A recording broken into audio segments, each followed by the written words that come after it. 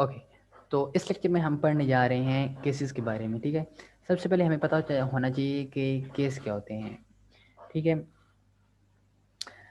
जब आप किसी भी प्रोग्राम के अंदर टू मैनी स्टेटमेंट्स को, जो इफ़ स्टेटमेंट्स हैं, ठीक है, आप उनको रिप्रेजेंट कर रहे हैं, ठीक है, तो वहाँ पे आपको मल्टीपल सिलेक्शन की स्टेटमेंट की ज़रूरत होती है। ठीक है, तो उस मल्टीपल मतलब सिलेक्शन स्टेटमेंट से बचने के लिए हमने सी शॉप में, हमने नहीं मतलब जो डेवलपर्स थे उन्होंने क्या किया कि एक नया कॉन्सेप्ट इसके अंदर इन्वेंट कर दिया, जो कि है केसेस का, स्विच केसेस आप इनको कह सकते हैं। ठीक है, और ये कब यूज़ होते हैं, मैं यहाँ भी इनकी हेडिंग भी दे लेता हूँ, स्विच केस। ठीक है, अच्छा, स्विच केस की तो आपको समझ में आ गई कि ये क्या होते हैं कि मल्टीपल सिलेक्शन स्टेटमेंट से बचने के लिए हम इनका यूज़ करते हैं। अच्छा, अब यह है कि ये इस यूज़ कब यूज़ होते हैं, सबसे ये तो हमने देख लिया व्हेन। ठीक है, और इसका आंसर है to avoid y, sorry, to avoid, यहाँ पे मैं लाइक लिख लेता हूँ, किससे बचने के लिए, यूजिंग मल्टीपल स्टेटमेंट्स के लिए। ठीक है, ये तो हो गया वाई कि हम क्यों यूज़ करते हैं, और अब है कि व्हेन कब यूज़ करते हैं इनको। ठीक है, अच्छा, ये यूज़ होते हैं कि जब भी आप किसी भी वेरिएबल को, ठीक है, किसी डिफरेंट वैल्यू से आप कंपेयर करवा रहे हैं, ठीक है, तो उस वक्त हम इनका यूज़ कर सकते हैं। ठीक है, अभी आपको मेरी बात शायद में भी समझ में ना आई हो, लेकिन हम जब इसका प्रैक्टिकल वर्क देखेंगे तो आपको इसका सही से समझ में आया होगा। ठीक है, मैं यहाँ लिख भी लेता हूँ, व्हेन वेरिएबल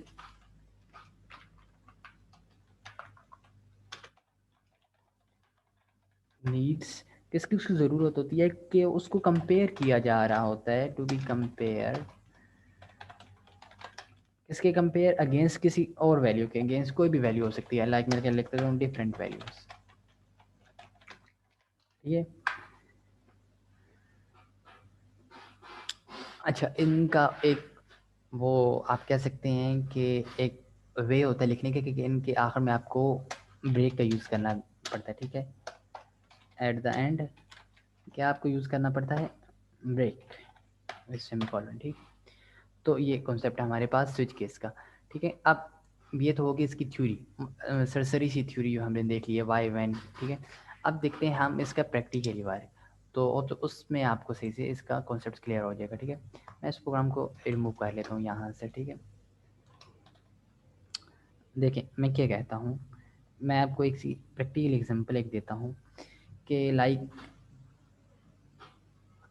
आपके वीक में 7 डेज होते हैं। ठीक है, मैं चाहता हूँ कि मैं एक ऐसा प्रोग्राम लिख दूँ कि यूज़र कोई सा भी नंबर डाले, लाइक वो कहता है 4, तो उसको एक प्रोग्राम, एक मैसेज प्रिंट हुआ मिल जाए कि इट्स थर्सडे। ठीक है, तो ये बिल्कुल एक मैंने आपको सिंपल सी एग्जांपल बताई ताकि आपको इसका सही समझ में, लाइक वैसे एज रेयर एग्जांपल जो हम सी शॉप में यूज़ करते हैं वो इस तरह होती हैं कि जिस तरह कंपनी में आप जाते हैं, एम्प्लॉय हैं, तो कंपनी कहती है कि अगर तो हमारा एम्प्लॉय मेल है, ठीक है, उसके बाद वो गैर शादीशुदा है और अंडर 25 है, तो हम उसको ये अलाउंसेस देंगे। ठीक है, लेकिन साथ ही कंपनी क्या देती है, एक और केस बना देती है, एक और कंडीशन कहती है, अगर तो हमारा एम्प्लॉय वूमेन है, फीमेल है, ठीक है, और उसकी एज है 25 से ज़्यादा लेकिन 30 से कम।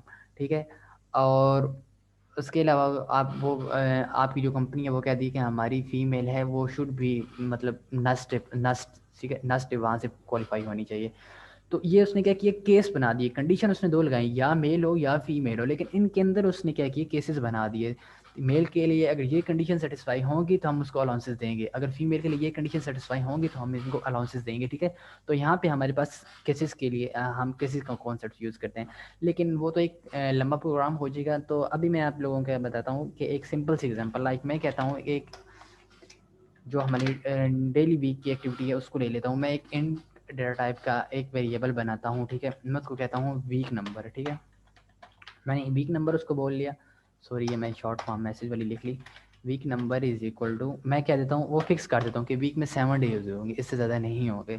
ठीक है, देखिए अभी हमें क्या कह रहा है कि ये कहेगा कि ये किसी काम का नहीं है, इसको कचरे में फेंक दो, लेकिन ऐसी बात नहीं है, क्योंकि अभी इस बेस पे कह रहा है कि हमने कोई मतलब इसका यूज़ नहीं किया, लेकिन हम जब आगे इसका यूज़ करेंगे तो ये वाली स्टेटमेंट यहाँ से नीचे जो एक्सेप्शन एरर आ रहा है ये हट जाएगा। ठीक है, मैं यहाँ पे अब क्या कहता हूँ, देखें स्विच केसेस की सबसे पहली निशानी आपने क्या लिखना है, जो सबसे पहला आप इसका वे वो आपने लिखना है स्विच। ठीक है, स्विच लिखेंगे और फिर इसके बाद साथ ही आपने लिखनी है पैरेंथेसिस लगानी है। ठीक है, और यहाँ पे आपने अंदर वीक नंबर जो भी अपने वेरिएबल बनाया होगा वो लिखना है वीक नंबर, और यहाँ अब इसके अंदर आपने केसेस लिखने हैं। ठीक है, ये आप जिस तरह आप इफ़ में लिखते थे, इफ़ फिर पैरेंथेसिस लगा के कंडीशन देते थे, इसी तरह स्विच केसेस का भी जो होता है कि सबसे पहले आपने इफ़ जिस जैसे इफ़ है वहाँ वैसे ही स्विच लिखना है, फिर पैरेंथेसिस के अंदर आपने वेरिएबल का नाम लिखना है। ठीक है, और इसके अंदर आपने केसेस बनाने हैं, लेकिन जिस तरह एल्स में आप यूज़ करते थे, ठीक है, एल्स में आप वो कंडीशन लिखते थे जो कि आप सेटिस्फाई नहीं करवा रहे। ठीक है, लेकिन यहाँ आप एल्स का यूज़ नहीं करेंगे, इसकी जगह एल्स की जगह यहाँ पे यूज़ होता है डिफ़ॉल्ट। ठीक है, ठीक है, यहाँ पे इसका डिफ़ॉल्ट यूज़ हो गया। और वहाँ अच्छा एल्स में ये था कि आप साथ में करली ब्रैकेट्स का भी यूज़ करते थे, यहाँ इसमें इस चीज़ के उन्होंने इग्नोर कर दिया, ख़त्म कर दिया। आप सीधा डिफ़ॉल्ट के आगे लगाएंगे कॉलन। ठीक है, और फिर इसके नीचे आप जो भी स्टेटमेंट होगी आप वो वाली लिखेंगे, लेकिन हम इसको देखते हैं थोड़ी देर में। हम अभी इसको रिमूव करते हैं। ठीक है, देखिए अब मैं सबसे पहले एक केस बनाता हूँ कि वीक नंबर में सबसे पहला केस कौन सा बनेगा। मैं कहता हूँ केस 1। सबसे पहला केस क्या हो सकता है, और इसकी के आगे कॉलन ये आपने याद रखना है कि अदरवाइज़ ये आपको एरर देगा। लाइक मैं यहाँ पे अगर सेमी कॉलन का यूज़ करता हूँ, ठीक है, और यहाँ पे मैं स्टेटमेंट लिखता हूँ केस 1। मेरे पास केस 1 के अंदर कौन सी स्टेटमेंट आए, ठीक है, मैं कहता हूँ इट्स मंडे। ठीक है, और यहाँ मैंने आपको बताया कि इसके आखिर में आप ब्रेक लगाएंगे तब ये एरर आपका दूर होगा, अदरवाइज़ ये आपको और यहाँ पे मैं लगा देता हूँ सेमी कॉलन, लेकिन ये यहाँ पे भी एरर दे देगा। क्यों? क्योंकि केस के आगे आपने लगाना है हमेशा कॉलन, और ब्रेक के आगे आपने लगाना है सेमी कॉलन। ये डिफरेंस याद रखिएगा, क्योंकि मोस्टली स्टूडेंट्स होते हैं ना, जब मैंने खुद प्रोग्रामिंग मतलब बेसिक्स स्टार्ट की थी तो मेरा खुद यही एरर बार बार आता था अक्सर, कि मैं क्या करता था कि मुझे आदत पड़ी हुई थी प्रोग्रामिंग की इससे सेमी कॉलन की यूज़ करने की, तो मैं यहाँ पे भी ना सेमी कॉलन यूज़ करता था। तो मेरा अक्सर मैं इस छोटे से प्रोग्राम में मेरे घंटे लग जाते थे कि मेरा एरर क्या है। तो ये मैंने आपको बताया ना कि इस चीज़ को आपने सही से याद रखना है कि केस के आगे आपने सेमी कॉलन कॉलन का यूज़ करना है, और जबकि ब्रेक के आगे सेमी कॉलन का। ठीक है, ये होगा केस 1। अब मैं एक और केस बना लेता हूँ, केस 2। ठीक है, मैं केस 2 में कहता हूँ कि भाई अगर तो केस 2 है तो उसमें क्या मुझे स्टेटमेंट प्रिंट होके मिल जाए, इट्स ट्यूजडे। ठीक है,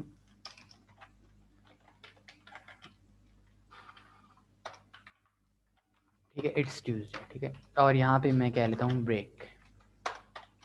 अब एक और केस बनाता हूँ, केस 3। क्योंकि ऊपर मैंने 7 फिक्स किया तो उसमें मैं 7 केसेस 7 वैल्यूज अपनी दूंगा, 7 केसेस, क्योंकि मैंने वेरिएबल में फिक्स कर दिया। ठीक है, ठीक है, मैं केस 3 में कहता हूँ कि अगर तो यूज़र 3 डाले, यानी अगर तो वो 3 है तो उसको क्या मैसेज प्रिंट होके मिल जाए, इट्स थर्सडे। ठीक है, इट्स वेडनेसडे।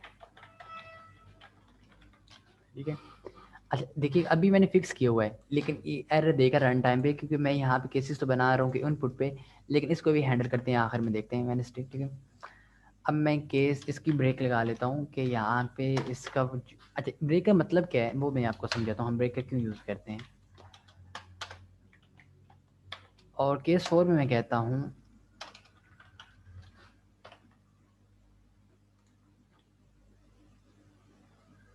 ठीक है,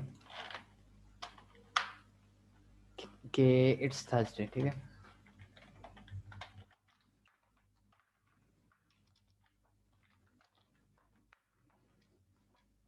और यहाँ पे मैं ब्रेक स्टेटमेंट ब्रेक का कीवर्ड यूज़ कर लेता हूँ। ठीक है, और अब मैं करता हूँ एक और केस बनाता हूँ। ठीक है, कौन सा केस बनाता हूँ मैं यहाँ पर, केस 5 अपना,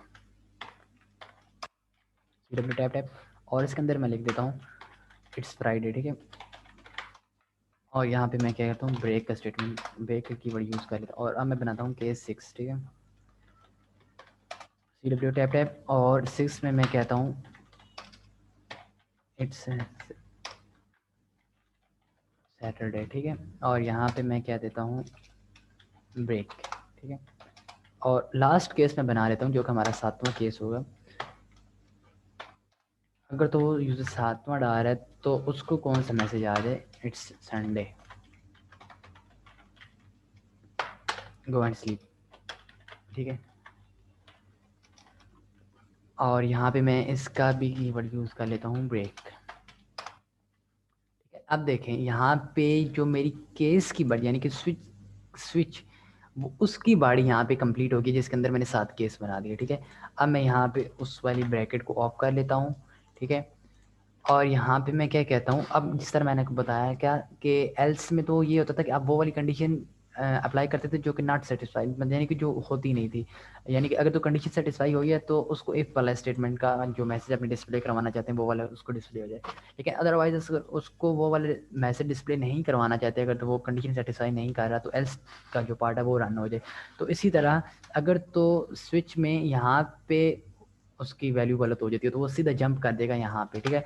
और यहाँ पे एज लाइक एल्स यहाँ पे हम डिफ़ॉल्ट का यूज़ करते हैं, ठीक है। और डिफ़ॉल्ट पे मैं यहाँ ले लेता हूँ। और ये देखें अभी तक एरर आ रही है इस वजह से कि हमने अभी इसका ब्रेक स्टेटमेंट का यूज़ नहीं, ब्रेक सॉरी स्टेटमेंट मैं कह रहा हूँ, ब्रेक कीवर्ड का यूज़ नहीं किया, ठीक है। और यहाँ पे मैं लाइक कहता हूँ CW tab tab invalid week number. हालांकि वीक नंबर मैंने अभी यूज़र के इनपुट पे रखना है, ठीक है, क्योंकि मैं उसको केसेस बना रहा हूँ नाम उसके कि ये वाला अगर वो यूज़र डाले तो उसको शो हो, ठीक है। ठीक है, और ब्रेक कहता हूँ, ठीक है, सॉरी ये यहाँ पे ऐसे, ठीक है। और यहाँ पे मैं कहता हूँ कंसोल डॉट रीलाइन ताकि वो हमारी स्क्रीन को होल्ड करवाए रखे। अब देखें अभी एरर आएगा रन टाइम पे जो मतलब इसको कहेगा इट्स संडे को एंड स्लिप। इसने क्यों बोला कि ऊपर मैंने फिक्स कर दिया 7, ये एरर आ रहा है। ये बहुत बड़ा ब्लंडर है क्योंकि वो देख रहा है कि सबसे पहले देखेगा 1, वो 1 है ही नहीं, वो नहीं इसको प्रिंट करेगा। वो देखेगा 2, ये यहाँ 2 भी नहीं है। वो चलता चलता जब यहाँ तक आएगा वो देखेगा 7, सारी कंडीशन सेटिस्फाई हो गई तो उसने बोला it's Sunday go and sleep, ठीक है। अब मैं यहाँ पे क्या करता हूँ, इसको रिमूव करता हूँ, ठीक है। मैं यहाँ पे लिखता हूँ, क्या लिखता हूँ, एंटर अ वीक नंबर, ठीक है। और यहाँ पे मैं कहता हूँ, देखें थोड़ा सा खूबसूरत बनाते हैं इसको, नंबर इज़, बल्कि नंबर इज़ इक्वल टू, ठीक है। और यहाँ पे मैं कहता हूँ ये राइट है, ठीक। और यहाँ पे अब मैं टाइप इंट का एक वीक नंबर के नाम से वेरिएबल बना लेता हूँ, ठीक है। और इसको मैं कन्वर्ट करवा लेता हूँ पहले ताकि हमारा जो यूज़र इनपुट है वो इसके अंदर आके स्टोर हो जाए। As we are taking it into a int data type so we will go to converted, ठीक है। तो मैं यहाँ पे इंट 16 भी कर लूँ तो काफ़ी इतनी बड़ी मेमोरी मैंने क्या करनी है, कंसोल डॉट रीड लाइन, ठीक है।